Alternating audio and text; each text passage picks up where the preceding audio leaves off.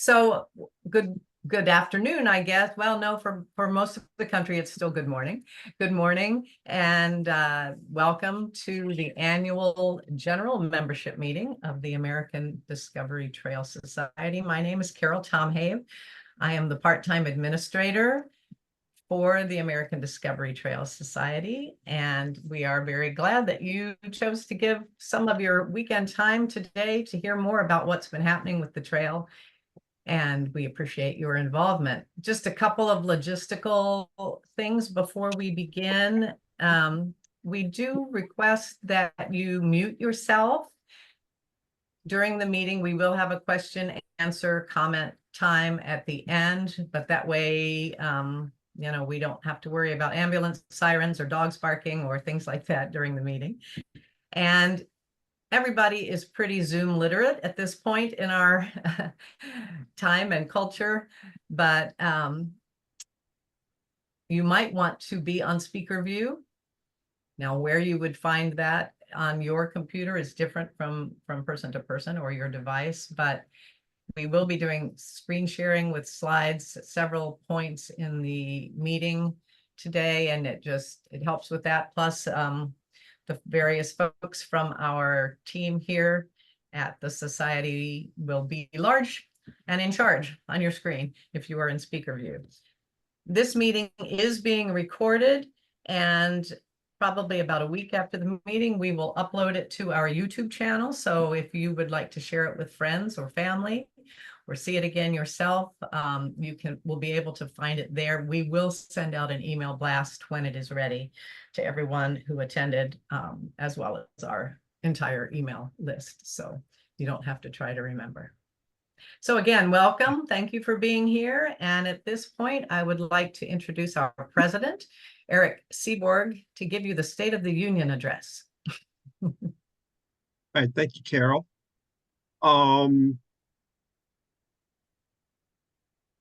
I'm pausing because I have it on speaker view, but I'm not popping up as the speaker on mine. So I don't know if other people are having I had the same thing not. when I was speaking just now.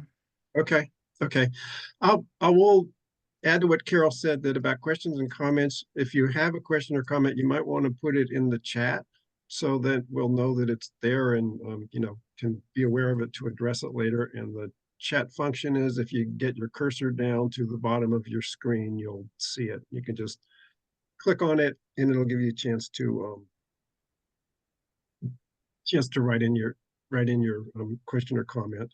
And I'll also notice that we got some repeat people. It's so exciting to see them, ones that have come back and been to our other meetings and yet come back for more. So it's either we're semi-interesting to you, or it's the triumph of hope over experience that you're hoping that maybe someday we'll say something worth your hearing. So yeah, thank you all for being here and for your support of the American Discovery Trail Society. The Society, and more importantly, the trail, can exist only because of your support, and we appreciate all your contributions. I think one positive effect of the COVID epidemic was the growth of virtual meetings, and practically everyone now is familiar with platforms like Zoom, and that has enabled our organization to have this virtual membership meeting, which enables many more people to attend, and it's given us another way to communicate with our members. I'm going to just really briefly touch on just a few of the highlights of our year.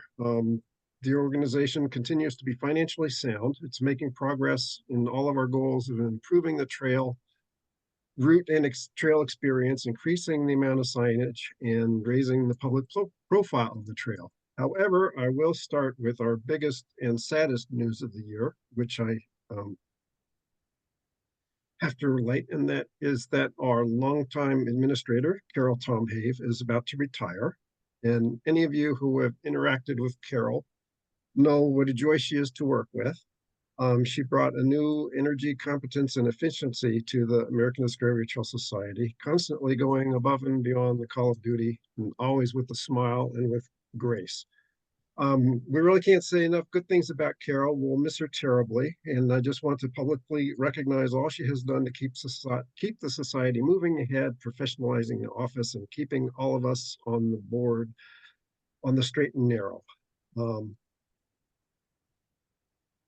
so thank you for all you have done, Carol. And I'm not sure how you take a bow over the screen, but if you would. Um,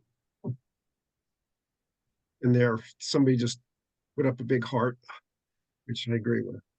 But Carol is leaving. She made one final contribution before she left, and that is she pushed the board to strongly urge the board and showed how it could be done to replace her not with another part-time administrator, but to aim higher and bring in a full-time professional with the fundraising skills to take the organization to the next level.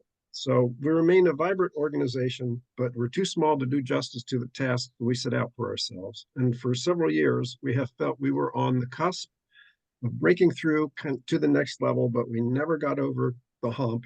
And we finally figured out that if we just try to do it with our volunteers, we're not going to get there. Our budget has been enough to support what we were doing, but not enough to significantly change what we were doing. Meanwhile, we've been able to amass a budget surplus thanks to careful fiscal management and also the generous support of Roger Ibbotson, our biggest contributor, who received the Happy Feet Award at last year's meeting for his valuable support of the society. So with that money that we've been able to put away, I'm happy to announce that we plan to put that money to work by hiring an executive director with the skills that we think can build the organization in a sustainable fashion and take us to a higher level, to go after the grants and corporate sponsorships and individuals that will take the organization so we have a new higher level of impact. The executive committee advertised for the job and we received more than 100 applications, which we've been reviewing. And we have narrowed the search to a few top candidates and expect to make the final selection very soon. Now, moving away from that to looking, I'm just going to touch on a couple of the recent events on the trail. We recently had a different kind of signage achievement in Maryland that I'm kind of tickled about. Maryland coordinator Peter Shetley saw a sign over the highway, the East Coast Greenway, and thought, why can't the American Discovery Trail have a similar recognition? So he contacted his state delegate, who worked with the Maryland Department of Transportation to have this sign installed over US Highway 50, where the American Discovery Trail crosses over it on I think, a rail trail. And it's on Highway 50 in Maryland between Washington, D.C. and Annapolis. And Highway 50 is the main highway between the D.C. area and the Maryland and Delaware beaches. So we're excited that, thousands of people a day are going to be see the see the ADTS, American Discovery Trail sign there. And another thing to note about Highway 50 is that I think of it as sort of the ADT highway because the trail often parallels it and often crosses it from this spot in Maryland way out to Nevada, where Highway 50 is called the loneliest road in America. And we're maybe the loneliest trail. So I would say to people, the membership, that if you have ideas for such signs that could possibly be put up near you, let us know and we'll try to follow up.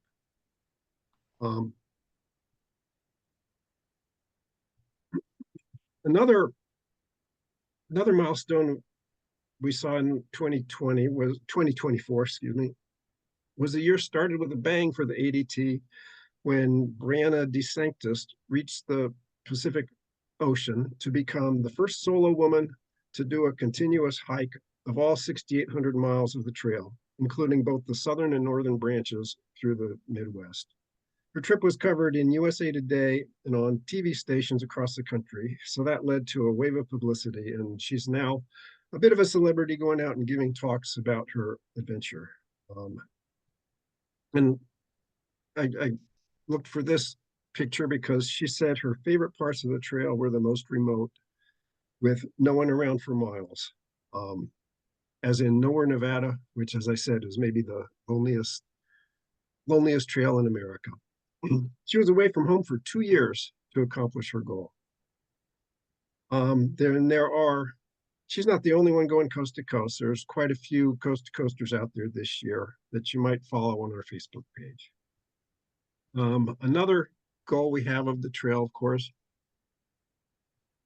is to continuously improve the trail route.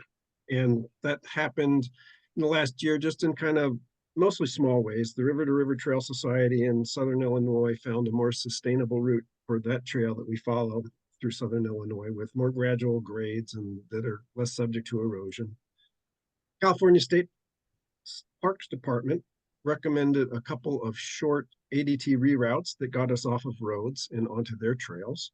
And in Delaware, the state is funding an extension of the several-mile extension of the Georgetown Lewis Trail at the eastern terminus, which we'll be able to take advantage of soon. So there were no really major mileage improvements this year, but we continue to make small incremental improvements that we hope add up over time.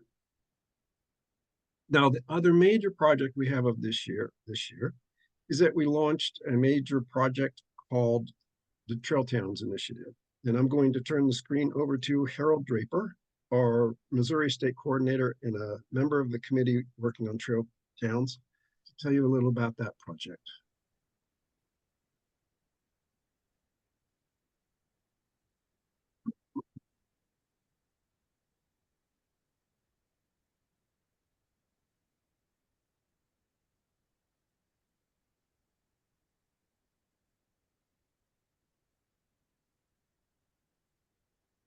Harold on mute.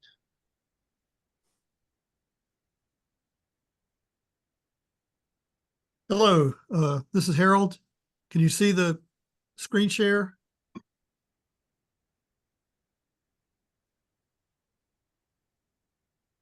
I've taken a presentation that was put together by Steve Hill and taken a few slides from it to talk about the new initiative, the Trail Town Initiative. And this is something that this has been going on this year with the American Discovery Trail Society. And we have had a committee put together, led by Peter Shetley, Trail Towns Committee, and we've been working on this over the year. And we are going to initiate this Trail Town project in the end of this year and next year. So the definition of a trail town is a community that has long distance trail passing through it, that supports hikers and bikers with services and promotes the trail to its citizens and embraces the trail as a resource to the outdoors. Trail towns are built upon a relationship between a town, the trail, and its volunteers. So the benefits are promoting outdoor recreation in a healthier community and fostering economic development and pride and recognition that the town is located on a national trail. So we are, by being on the trail, we think that a town would encourage hikers and bikers to plan their visit there and stop and rest, resupply, and recharge. So we hope that the ADT will become better known through this program, especially from the local people in the towns where the trail passes. And we have been working with Denton, Maryland over the past year on becoming a trail town. And especially we want to recognize Chad Dean of the Maryland State Committee and thank him for his work on getting Denton as application in and started as a trail town. Some of the amenities that towns will have that we want them to provide are things like, bike repair station, restaurants, drinking fountains, perhaps a campground or overnight accommodations, charging capabilities for the devices, maps and signs showing the route of the ADT through the town, and local businesses can have window decals. So here's some examples of some amenities, that people that would be promoting or catering to trail users. So there's an application process, which I won't go all the details, but we want the town to fill out an application process, and then we'll evaluate the town's application, and we want them to have at least a couple of things that are amenities or an annual trail related project that will recognize the trail. So after an application has been approved, ADT will designate the community as an American Discovery Trail Town. And in a public ceremony, the ADT Society will award 2 distinct signs for the town to install. So we want to have an ongoing relationship and a memorandum of understanding with the town to embrace and support the ADT. And we have some suggestions, and we would like especially for the town to have a advisory committee that would make connections with trail groups and park officials and, keep the process going over time, and maybe have an outdoor annual recreation event for the community.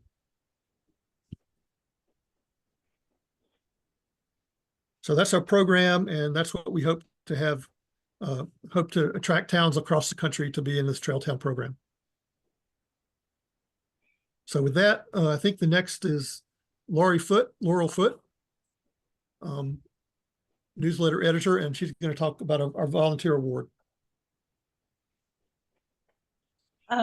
Yes, and let me just tell you a little bit about the Happy Feet Award, which is usually administered annually. And I think the remarkable thing about the American Discovery Trail is for so many years, we have just functioned with a part-time administrator, and yet with the help of volunteers, we were able to stitch together a national trail. And we really have, just like the American Discovery Trail is the backbone of the national trails, the volunteers really are the backbone of the American Discovery Trail Society. So it is my privilege each year to recognize these volunteers, and particularly a standout volunteer is awarded the Happy Feet Award on most years. And we have high standards because these are just people who've gone, above and beyond to do really good things for the American Discovery Trail. And this year, I am pleased to announce that the award winner is Durs Anderson. Durs is our Northern Illinois state coordinator. He's been the state coordinator for Northern Illinois since 2011. He's also a member of Open Lands, which is an environmental group. So Durs is a great resource for the history of the area, the geology of his area, and natural resources. So, but beyond those kinds of things, which he does as his Northern Illinois obligations, he has, in the last couple of years, started our program, which is the Trail Challenge program. And the Trail Challenge really encourages people to get out on the trail. We don't have particular rules of how you get out on the trail. You can walk, you can run, you can take your dog, you can bicycle, you can take your horse. You can go for short distances or long distances. You can go with a group. We have sometimes some of the state coordinators schedule kind of guided groups that go out on the trail for our Trail Challenge. Or people can just go on their own and then report back. There's a little form that you fill out for us. The Trail Challenge always takes place in or around National Trails Day in the beginning of June. And it's second year, we're gaining more and more people involved. And I think it's really exciting, and it reminds us how important it is to get out on the trail and see what it's all about, so that you can even support it in that way too. So I'm not sure if Durs is on this meeting, and if so, if he wants to say a word or two, he would have to unmute himself. I think I saw him on earlier, so I'm hoping he'll come on and just say a word or two, but we're just so happy to have all your services and all that you've done for the American Discovery Trail, Durs. Well, that's really nice. I kind of made my morning. Thank you very much. The main volunteers, we depend so much on volunteers, American Discovery Trail Society. So I'll give credit to all the people that did go out during the challenge day. The challenge is to try to do a little bit more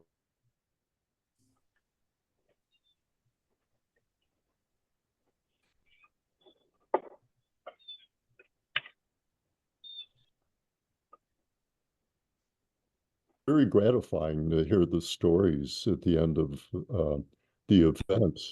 We asked people to submit some stories of how it went, and that's the most fun of all, to learn what people have done. But thank you very much. I'm very surprised. I think there's so many volunteers that deserved it before me, but you put a smile on my face, so thank you. Well, we are very happy to do that. And I'm not sure if you're coming to the board meeting, our regular board of directors meeting, but we will be happy to present you to your ward in person at that time. Okay, I'll be there. Okay, well, great. So that concludes the Happy Feet Award. And now I'm going to turn the meeting over to John Faisal, who is going to talk about the board of directors elections.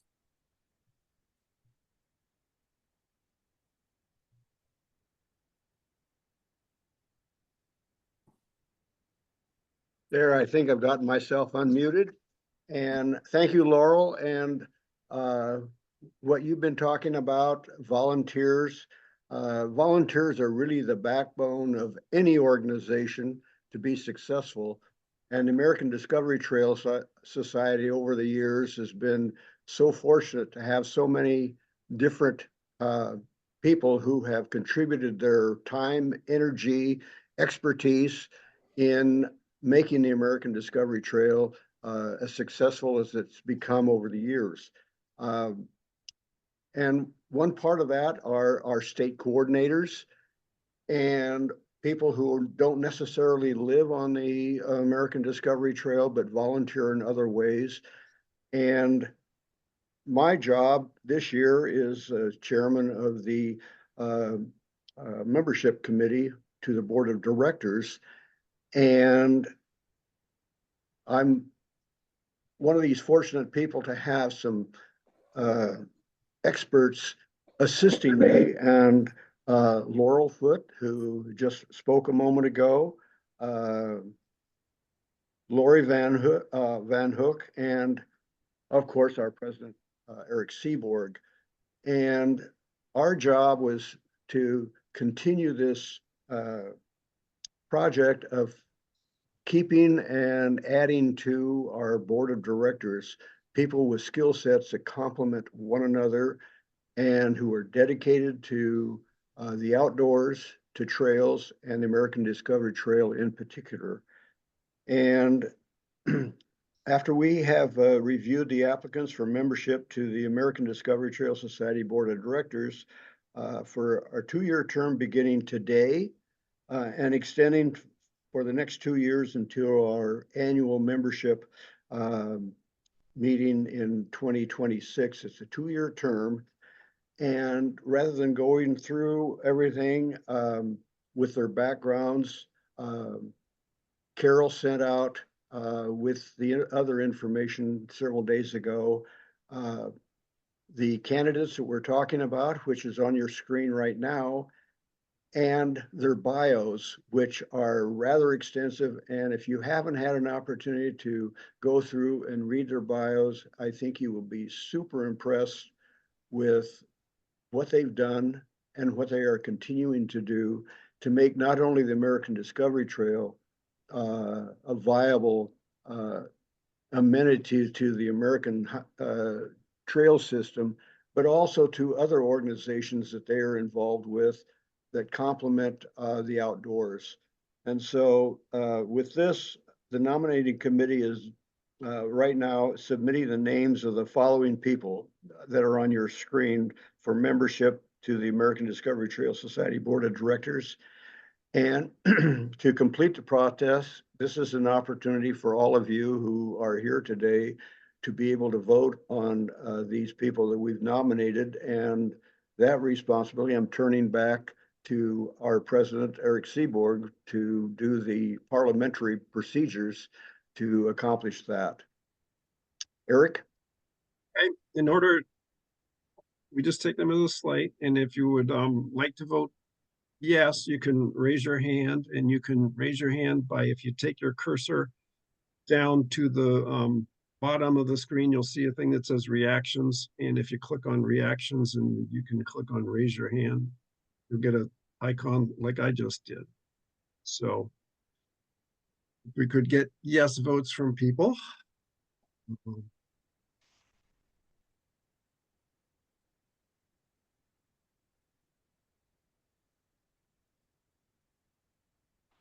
And I guess, I think Harold is taking minutes, and I think Carol did. Have you had enough time to record the votes?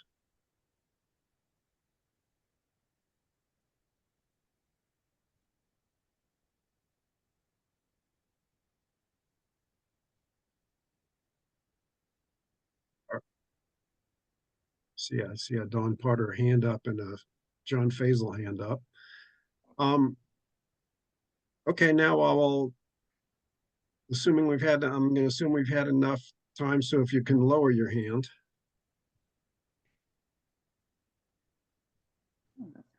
Just if you go by the reactions, and now, I think everybody's lowered their hand who voted yes, and now is there anybody who wants to vote no? If you would make a similar, raising your hand, motion. And I'm not seeing anybody voting no. So I think it's by acclamation. So thank you all for voting. Thank you, John, for doing that. And now, for the fun part of the meeting, or as they say in the theaters, our feature presentation. We like to use these annual membership meetings to give members some perspectives on the trail, to give the members an idea of why they're supporting this trail, who are some of the people who are out there, and what are the experiences that they're getting as a result of the membership's support of the trail. Now, people who read our newsletter or the periodic letters we send out have probably heard the name of Mary Davison, trail name Medicare pastor. She will provide some of her own backstory as part of her talk, so I'm just going to keep my introduction very brief. Mary came to our attention in 2015 when she did her first section hike of the American Discovery Trail. She had already established her hiking cred as a Triple Crown section hiker. So she started on the ADT doing one single section hike, and then she did another, and pretty soon she was doing one in the spring and another in the fall. And after many years, last fall, she completed her coast to coast hike, arriving at the Pacific coast. So I'm actually going to miss having her out on the trail, because in those letters I mentioned to the membership, I'd love to talk about who's out on the trail right now. And I'm going to miss not having Mary to mention. So,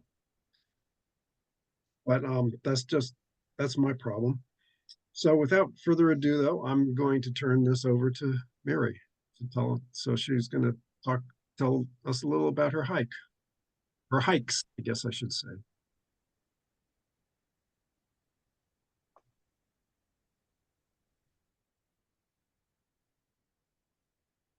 Okay, I think I'm unmuted and can talk now. And I will be sharing some. I did not start long distance hiking until the year I turned 60. I had no idea I would ever hike so far, and I certainly had no idea whatsoever that I would ever be an author of books about what I did. I am not a through hiker. In hiker lingo, a through hiker is someone for the American Discovery Trail that would say start on one coast and go all the way to the other coast straight through. For the National Scenic Trails, the requirement is to finish it within 1 calendar year. But there's lots of people who are on the trail who aren't through hikers. I have completed the Triple Crown of Appalachian Trail, Pacific Crest Trail, Continental Divide Trail, and then I've now completed the ADT. I got into, and I had no idea what I was really going to do when I started. I got into the habit though of hiking 2 times a year, in the spring and in the fall, because I don't like the heat of the summer. Doing roughly somewhere between 300 and 500 miles at a crack, roughly 5 or 6 weeks at a time. I'm now 83. I completed the ADT at 82. I have 2 knee replacements and 2 shoulder replacements. So, you know, there's ways to do things. But I have always loved the out of doors, hiking and camping with my birth family, as a Girl Scout, as a Tacoma Mountaineer, briefly, very long ago, for a little while as an SAR volunteer. I've been in the Peace Corps. I've been a physical therapist. I'm a retired pastor. I like adventures. I'm the mother of 2 and the grandmother of 10. Okay, my first book is on the screen, Old Lady on the Trail. It's about doing the Triple Crown trails. Get my cursor in the right place here. And it's not, yes, it is. My second book is about the first part of the American Discovery Trail. They're both available on Amazon. I'm working, this is not supposed to do that. I'm working on my third book now. I have hopes it's still that it might get out before the end of the year, but I'm gone in October, so I'm not sure. It's a process, but it is coming about the rest of the trail. I can't tell you the proposed title yet because copyright issues haven't gotten worked out yet. As a long section hiker, that's different than a through hiker. I have no compunction that I must go in a straight line. I did the first half-ish of the trail in a pretty straight line, but I don't have to. So especially in the West, some of my hiking was down eastbound, some of it was done westbound. Some of it was determined by when and where there was snow at high altitude or support I needed, or just a whim of when I wanted to go. I had no idea of completing the ADT when I started. I was just looking for a flat place to go in the spring because I'd gotten into this routine of spring and fall hiking. So I picked out a place kind of in the middle. Started in Cincinnati, or just east of Cincinnati, and went on the northern route to the Mississippi. And I found I liked ADT hiking too, as well as wilderness hiking.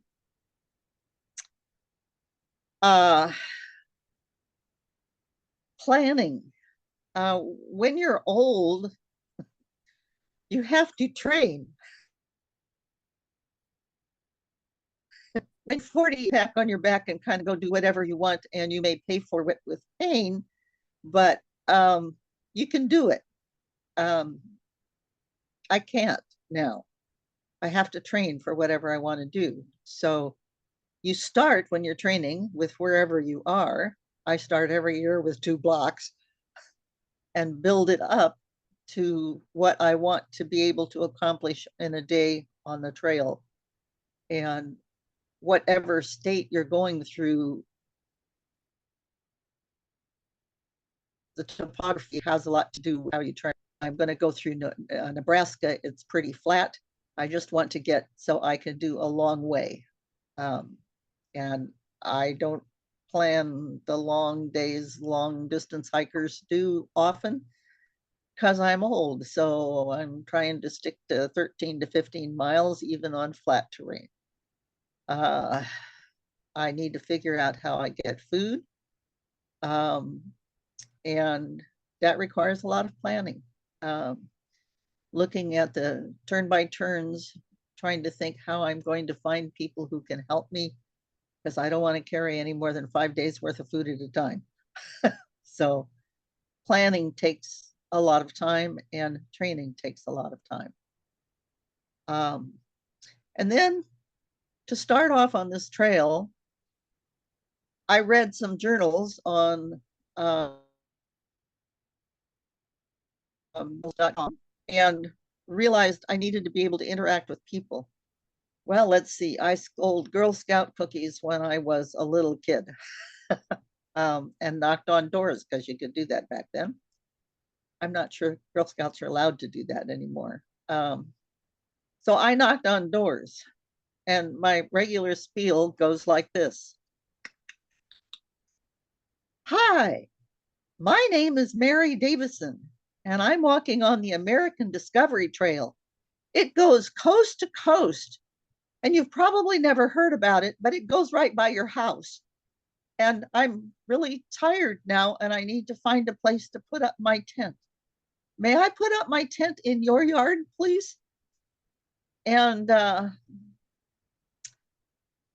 met a lot of people. Almost all of them have said yes, sometimes inviting me in, and I have friends now all across the country. It worked pretty well. There are places where I also have to have help. In the first half-ish of the trail, Sharon Weekly and Don Burrell helped me, as well as many friends, new and old. The West was more challenging with fewer houses, more wilderness, less water, and more elevation gain and loss. I was greatly supported by many people, especially two dear friends, Rockstar, that's her trail name, and Kathy, also Bob Palin, Boston and Cubby, some of the Nebraska Writers Guild, some church contacts, hikers I've come to know over the years, and friends of friends of friends of friends. The list is very long.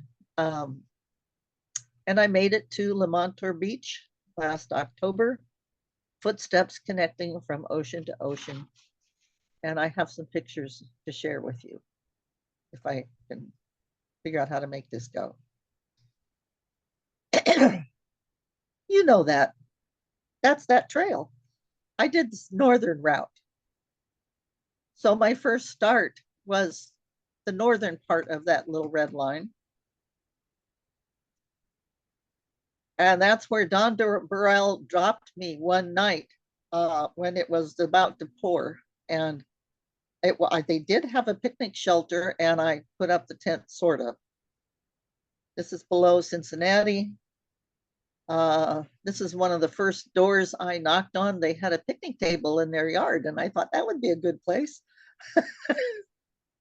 I camped a stone's throw away from a camel. Who would ever think? All these stories are in the books. And here's a lovely farm family who was hosting a singing group from Uganda, and I camped in their storage area. I just need a little spot. This is below Chicago. Lovely part. The apple trees were in bloom. Oops, sorry, I went too fast. I have thousands of pictures. These are just a few. This couple was surprised by my spiel and wanted to see my driver's license, which I thought was funny because I think you can get fake driver's licenses if you try hard. But that worked, and I got to stay in their little back area and meet them, and they were wonderful. This is a caboose in a guy's backyard. I met the guy who was riding a bicycle on the trails below Chicago, and he invited me to come to his house to meet everybody because it was Easter breakfast, and I had a wonderful Easter breakfast. I got to see the caboose, which was in his backyard because his father worked for the railroad. It's a memorial to his dad. This is my friend Rockstar from San Francisco, and she walked across Illinois with me on this trip. I'm always interested in history and all the different places all of Americans come from. And the sign at Joliet was a perfect example of that with the churches that they had. They had Irish, they had Serbs, Slovenians, Germans, and Croatians. And I found that very interesting to talk about as I walked along and think about. There's some geese with some baby goslings. Keep those goslings in mind for a picture or two. Sometimes the trails aren't so good. This is the trail, and it was like that for at least half a mile. This is part of the Hennepin Canal system, much better kept up. And you see, by the time I got to the Mississippi, those little tiny goslings were growing up. They're teenagers now. And I crossed the bridge into, what's the next place? Iowa, I think. Well, I decided since I liked it, I should start at the beginning. So I went back to start at the beginning. That's the Atlantic Ocean. Wonderful people I meet. This was the lady who owned the B&B that I stopped at. In her time, in our conversation, I found out that she had been in Afghanistan and France and all kinds of places, and we loved chatting about everywhere she had been. People again, that architecture is Dutch. And Lewis, Delaware is where Dutch people settled originally. It was spring, the flowers were beautiful. There's Annapolis. You go by all kinds of interesting things to look at. And sometimes you meet interesting people who trip over your guy wire in the middle of the night on the way to his job at Target. And he said, he talked to me for a while and he said, you got to take a picture. No one's going to believe this. This is at Georgetown, right by Washington, D.C. And I'm starting along the C&O Canal. There's wildlife. There's turtles. Eastern turtles are very shy, though. You have to be really quick with the camera to catch them. There were probably twice as many a second before. Sometimes I stopped and get on at people's houses. There's a wonderful story about this particular stop in my book. In West Virginia, the guy said, when I asked if I could, be in on his porch because it was going to rain, and he said, won't hurt me none. I always remember it. This is in the Dolly Sods. I had a miserable day going through the Dolly Sods. Most of the time, those stepping stones you can actually step on and keep out of the water. You could not do that when I was there. This is not a stream. This is a trail in the Dolly Sods, disguised as a stream. But some days were beautiful.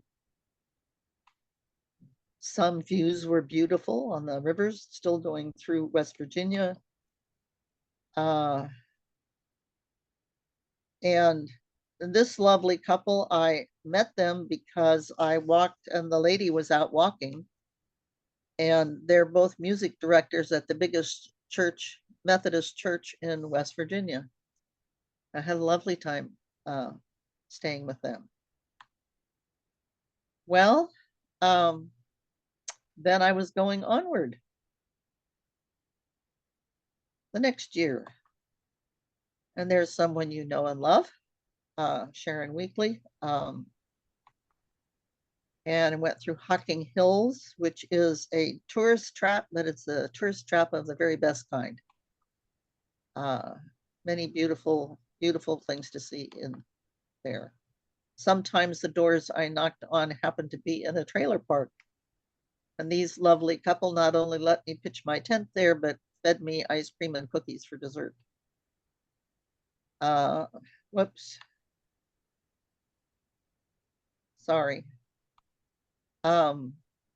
This is the oldest barn in Adams County in Ohio. Kind of disguised from the road, but I was directed to it. And like I say, I don't need much, just a place to put my stuff. And actually, it was an easy hang up to dry out my wet things and hang up my food bag. Planting time. I like spring, so I see lots of planting. And there's that little covered area that Don Burrell had dropped me off on my first hike. So I finished that part of the trail. Next is Iowa.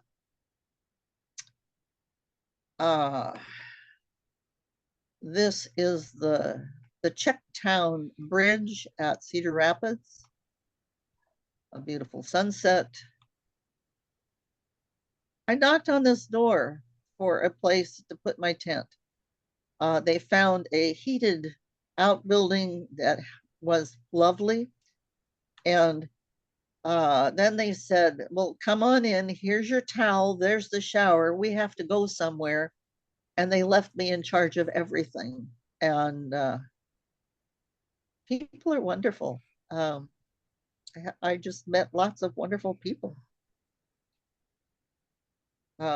This is the Panora Memorial of the Rails to Trails. And this is a longtime fan who lived there and walked with me the next day. Iowa is not always flat. And there's my tent outside of Happy Trails Cycle. And actually, Cubby met me there and walked with me for the next day. There I am at the Wabash Trace sign. And my last day in Iowa, this is the trail. It was not possible to go there. The river is right here. I wasn't gonna go through that, and I had to invent a new way to get around to get up to the pedestrian bridge and walk over into Nebraska. Then we had, oh, this is my first attempt. They're not always in the right order here. Sorry. This is my first attempt in Nevada. Nevada is a lot of nowhere, like the Nowhere, Nevada sign you looked at earlier. This is Middlegate. My editor has been surprised. She said, oh, I thought this was a town. Well, it's a marked spot on the map. It's got a name. This is about it. And on Nevada, I took a very, very bad fall. The picture is me in the middle a week after the fall. And I did get off trail at that time. And the women surrounding me call themselves the Wild Women of Nevada.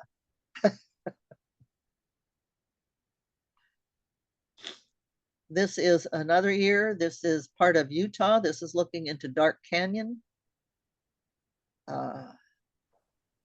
which I came to know is a lot of interesting places. This is a sunset or sunrise. I'm not really sure which. In Utah. This is in the Glen Canyon area. Utah has lots of rocks. I have lots of pictures. Thought I should do Colorado before I got any older. This part of the trail is also part of the Continental Divide Trail, but it's not a part I could skip because I don't walk where I've already walked before. But in order to keep going with the ADT, I had to go over this pass again. Lake Anne, you can see a bit of there, and the big tall mountain, the 14er over there is Huron. And I got terribly, terribly, terribly mountain sick and came very close to kissing off the rest of the ADT. That will be in my next book. My good friend Rockstar, when I finally got to her, said, "We'll talk about it in the morning." And I kept going. Colorado's roads don't always resemble roads much. This is the Crystal Mill in Colorado. There are lots of postcards with this on it. Tiny, tiny town. And although I grew up in Colorado, I didn't know Marble was there.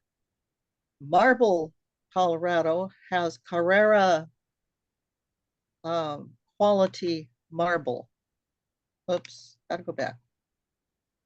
And there's just marble laying all around. It's part of the the word just escaped my mind.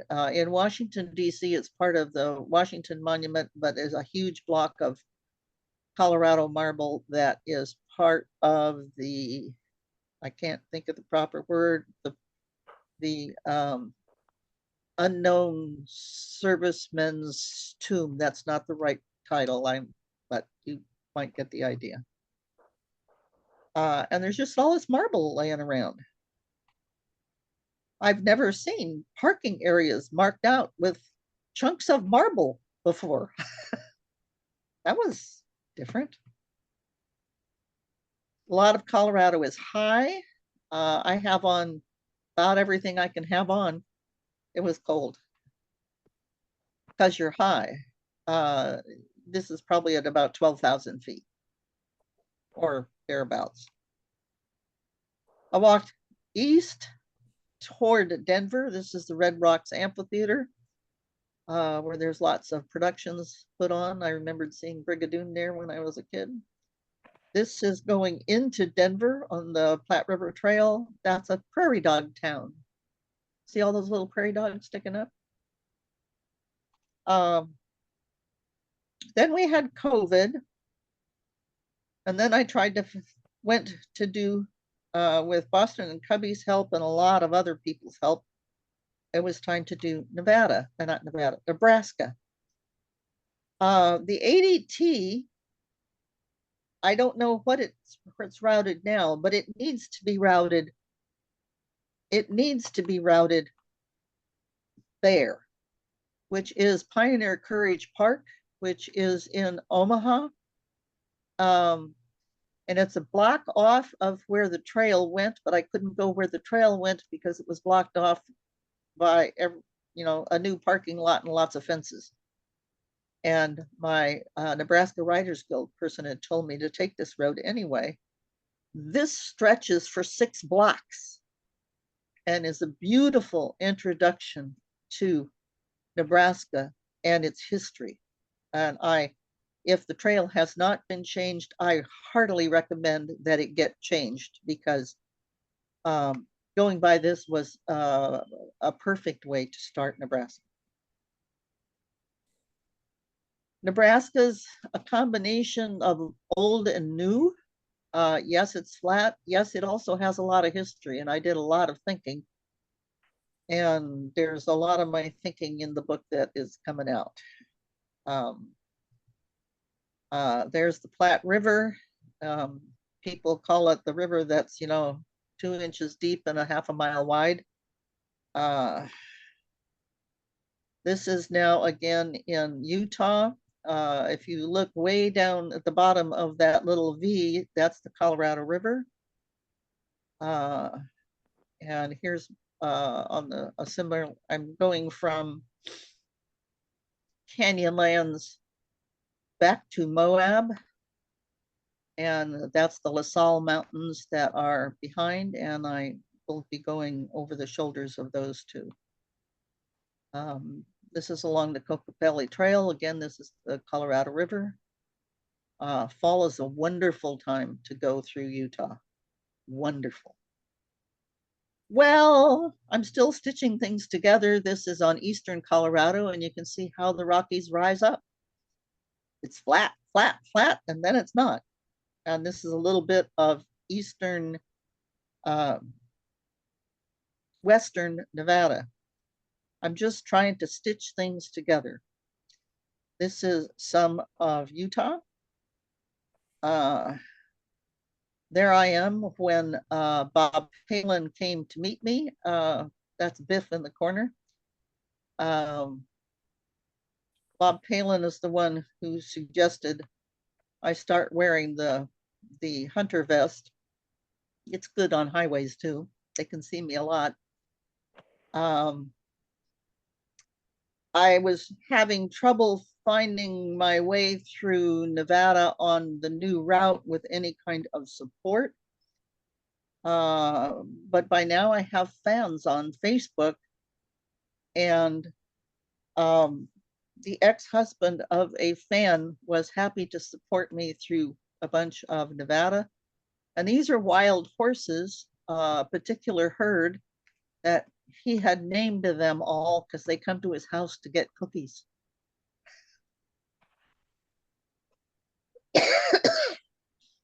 This is coming down from Mount Diablo in California. I'm sorry, some of my pictures got messed up, but I don't know how to fix them. I don't think they're fixable.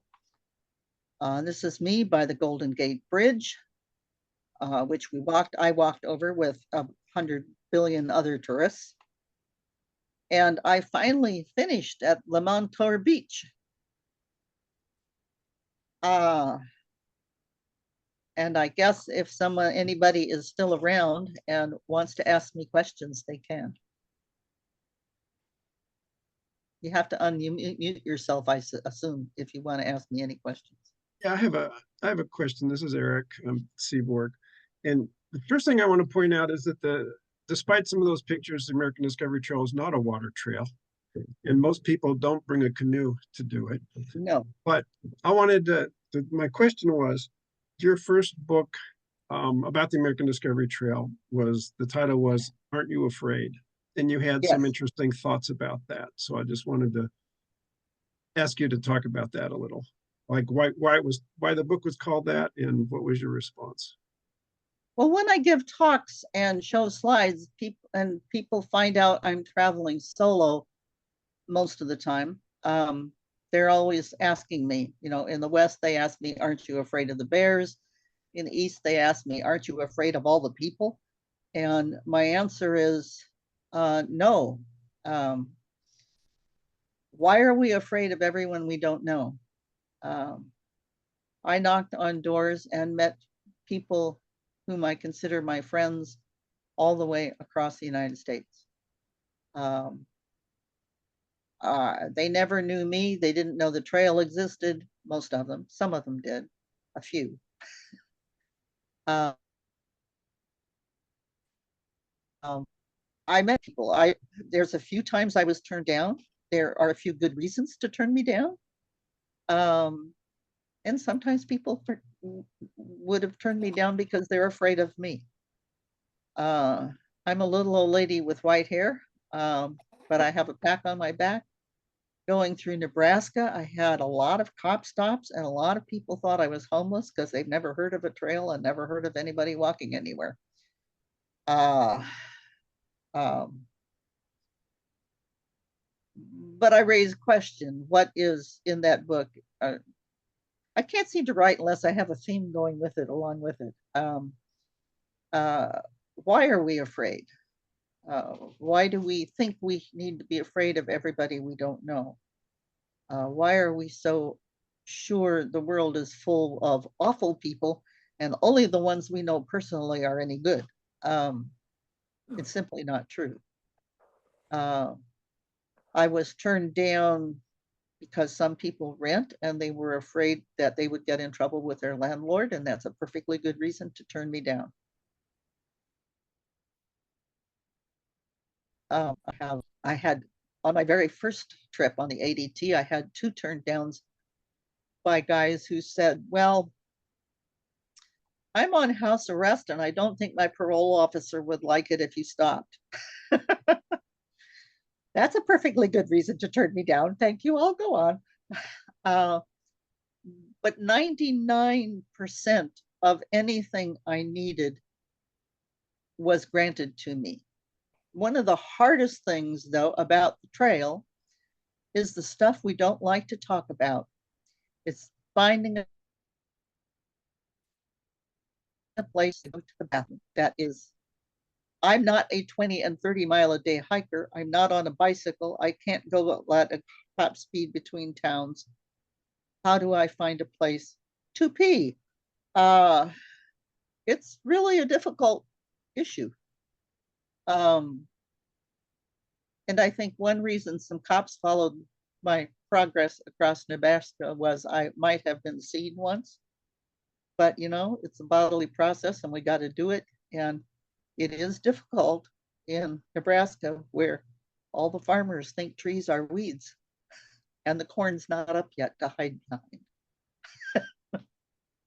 So the second book that I don't have out yet talks a little bit more about the history of the West or American history in general. I can't seem to write if it's just about the trail. I have to throw in other things about the trail. So then the trail. So the first book was about old people and old people can hike. You find out what you can do and you do it the way you can do it, not the way maybe everybody else does it. And there are good things to fear. Fear putting your hand on a hot stove. That's probably not a good thing to do. But to fear everybody you see, just, I mean, I walked right below Chicago. I had no problems. I introduced myself. I do know how to knock on doors and step back so they don't feel threatened when they open the door. I am polite. I try to tell about the trail and that it's there. I consider anyone who's walking on the trail as a trail ambassador, whether they like it or not. I tried to be a good one.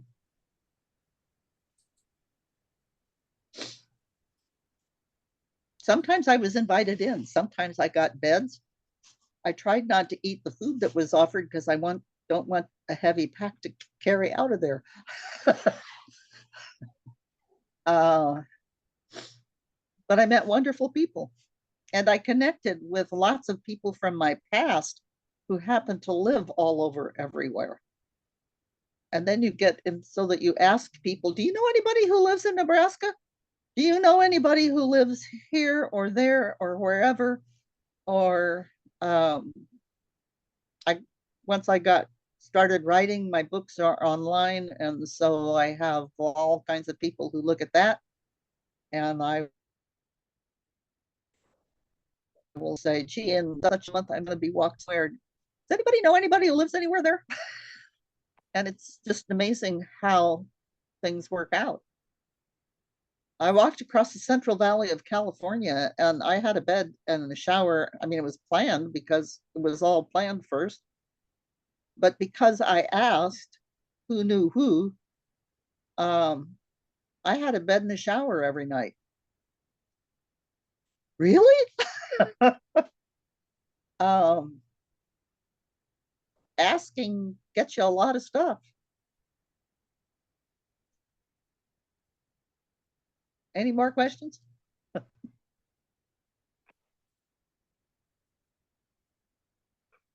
I'll ask another question. When you said you only carried about 5 days of food at a time, which a lot of times was probably you didn't even have to carry that much. But did You you? do if you only make 13 or 15 miles a day. Oh yeah, but in the east. But I mean, I'm thinking about in the east, you could stop. I'm thinking about in the east. I had to Oh, look okay. carefully at the T by T to see when it went by towns, plan out my hike. So how many miles away is this? What am I going to do? I have to have a meal then.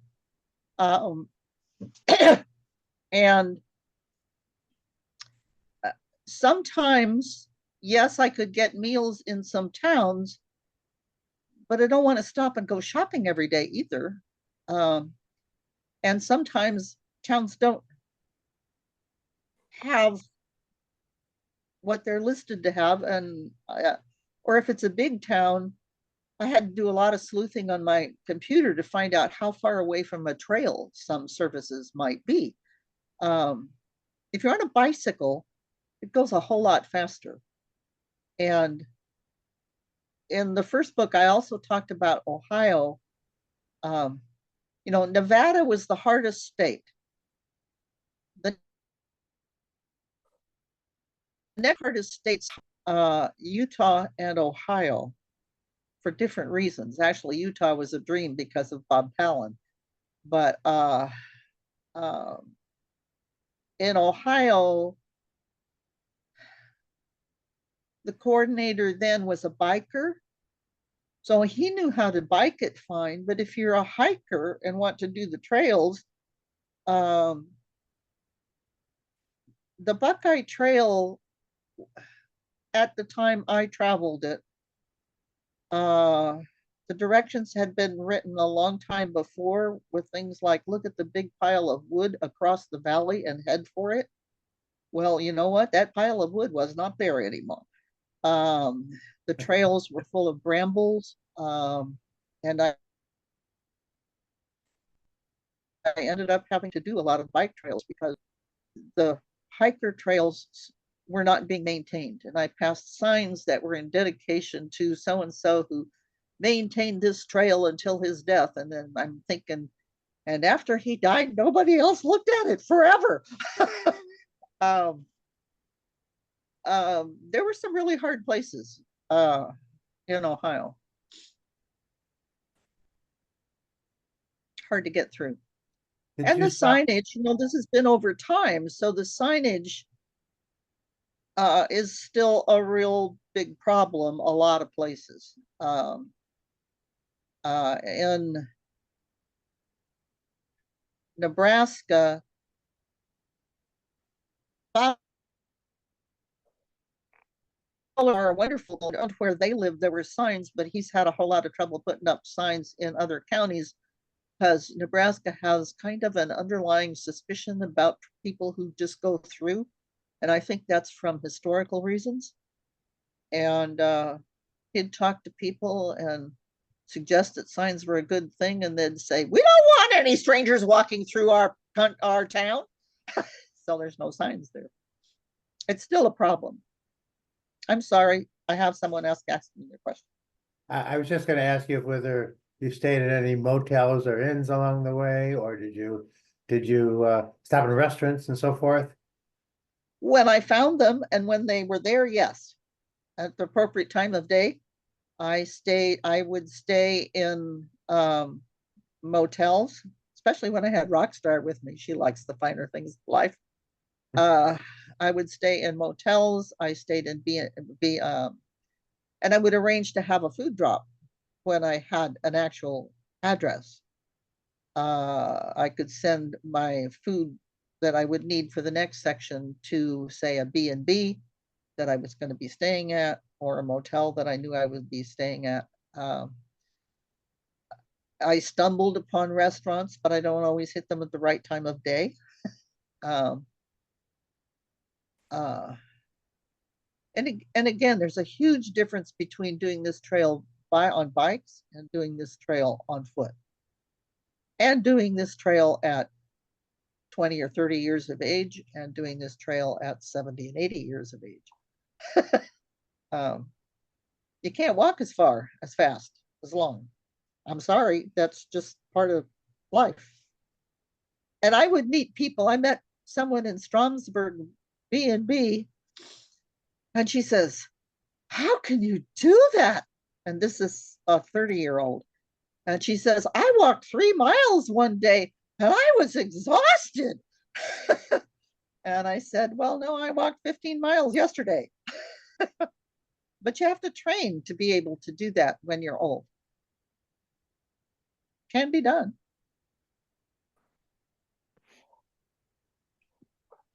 But the farther west you go, the farther it is between any kind of habitation. And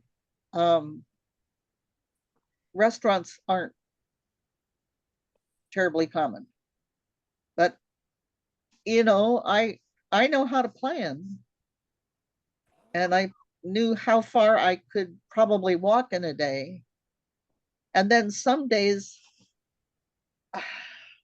it's just copacetic things that happen.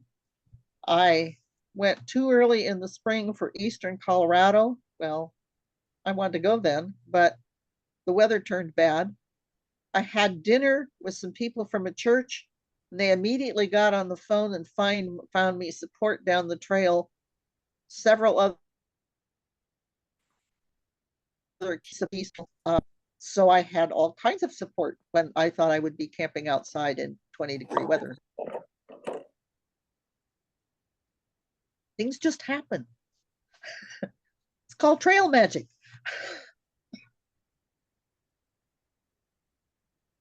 Mary, congratulations on your journey.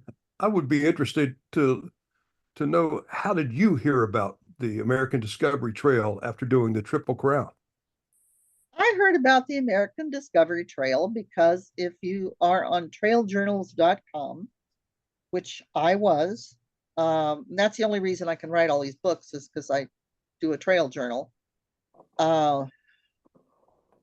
And I stumbled across Boston and Cubby's trail journals on the Triple Crown. And then since I liked their trail journals, I noticed they also did the ADT. And that's how I found out about the ADT. And they were a tremendous help to me a couple of times on the ADT. East, when I lost my maps and they replaced them. And in the West, I mean, a wonderful, wonderful support for several days in and around Lincoln were wonderful. But it's through Boston and Covey. And trail journals. And, you know, I didn't know anything about it. I actually didn't know all about the Triple Crown trails except for the Appalachian Trail and the Pacific Crest Trail. The Pacific Crest Trail because I lived near it. The Appalachian Trail because when I was a kid, I read a book.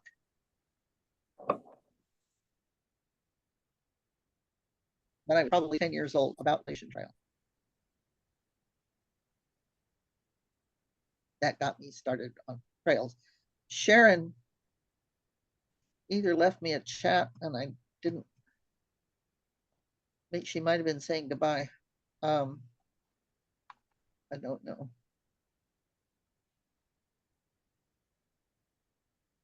I did want There's to a ask, you said you were never afraid, but Not when was the time you were maybe most concerned? actually, there was one time that's coming up in this book that I had a very weird stay. I stopped. So this is in Nebraska. I knocked on a first door and they had a big dog that would jump on my tent. So we decided that wouldn't be very good. And I went to the next place and I stopped and went through my spiel and picked that house because it had tulips growing outside and set my tent up by the tulips. And the guy was weird. He was also had just had his wife walk out. So I gave him a little bit of leeway because your brains are usually mush if something like that happens. But the conversations got weirder after I had my tent put up, of course. And I was walking back to get water and he insisted I get in his car. He He was weird, and it's described more in the book, and I was concerned. He was,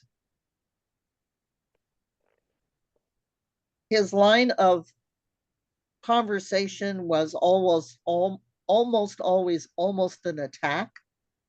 And here I'm in his backyard, and it had gotten to be night, and I was worried enough that I called Boston and Cubby.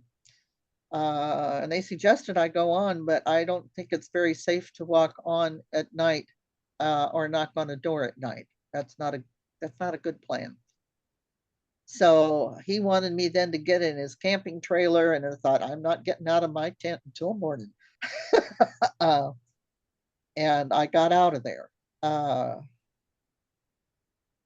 He started his car with a breathalyzer. It was a weird stop. That's the only one that's been kind of like that. I can't think of any that was like that. It took up courage at the beginning to knock on the doors. I'm naturally an introvert. I had to think through what my spiel would be. Introverts like to think beforehand, not at the time they're talking. And so I had my spiel, and then I could vary from that according to however the conversation went. And I kept finding wonderful people. Are there bad people out there? Sure. But you're probably in much greater danger getting in your car and driving down the road than walking on the trail, even through a town.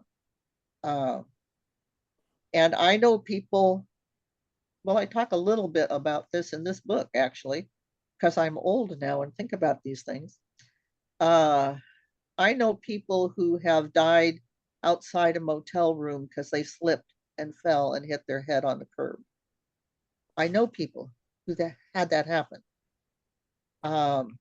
We can die at any day, at any time. None of us knows how long we have.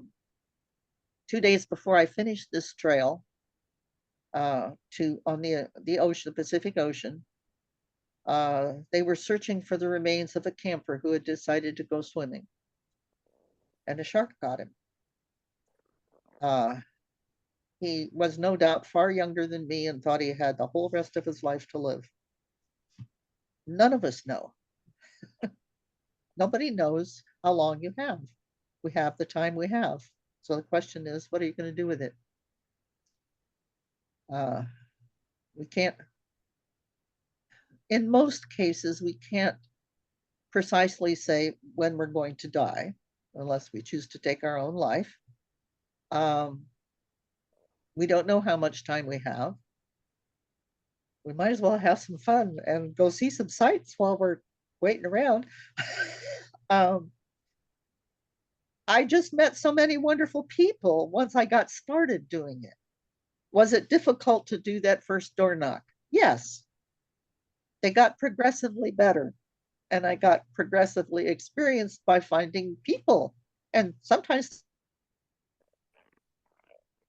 the people knew the people. I didn't stick with these other people they knew, but it's amazing how many people knew people walking from the east. I'm a fairly independent person. I'm an experienced hiker. I don't always do all the good things I know I'm supposed to do, but I try. And I've had a lot of life experience. I was in the Peace Corps in Turkey. I'm not necessarily afraid of stuff. When I was in Nevada in the middle of the night, some yahoos decided to drive nearby where I was. I don't even know if they saw my tent. They possibly knew a lady was there. They were probably very liquored up. They started shooting. I did not yell. I did not want to present myself as a target. I didn't turn on my headlamp. I didn't sit up in my tent. I just stayed there flat on the ground and thought, there's no holes in my tent. I'm just going to be quiet. And after a while, they tired of shooting at whatever they were shooting at and left. Was I afraid then? I wasn't exactly afraid, but I was aware. I was aware I should not make any sound or light. I didn't want to give them a target. Stuff happens. I did that bad fall in Nevada. You know, I've done first aid with people. I had a signal mirror in my first aid kit, and I never used it. I peeled off the back so I could actually see my face to do some first aid on it.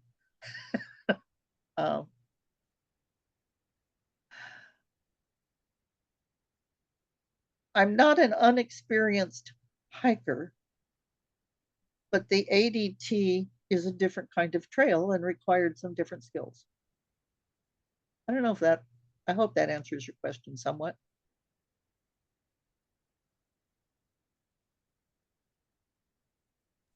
May I follow up on that and ask you what skills you developed hiking the ADT? Mainly it was the knocking on doors. I recommend that partly because I don't like the idea of stealth camping. To me, you know, different people have different ideas about this. I think if I was with someone, I might have camped in the open more often. But I was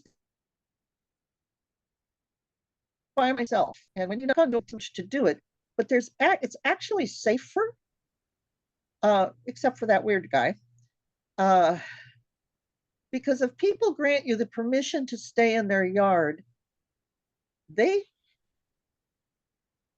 relationship changes and they have a responsibility for you. And that's partly why they're more friendly then. And they give me cinnamon rolls or cookies or whatever they got going on. And they know I'm out there. And I think that makes it safer for a single woman. I also just don't like the idea of camping illegally places. It's not wilderness. I mean, I'm an experienced wilderness camper. I can camp. I know how to take care of all my needs camping in the wilderness. This isn't wilderness, except in very few places. I think it's safer to knock on doors. Of course, I'm old. I have white hair. Maybe that helps too. I can't go as well. I met really cool people. I mean, really cool people. And had wonderful times. There's a few times, you know, yeah, you can camp there, and I didn't really chat with them very long, and that's fine. Or there's times that they chat. I'm an introvert, but I do like people. I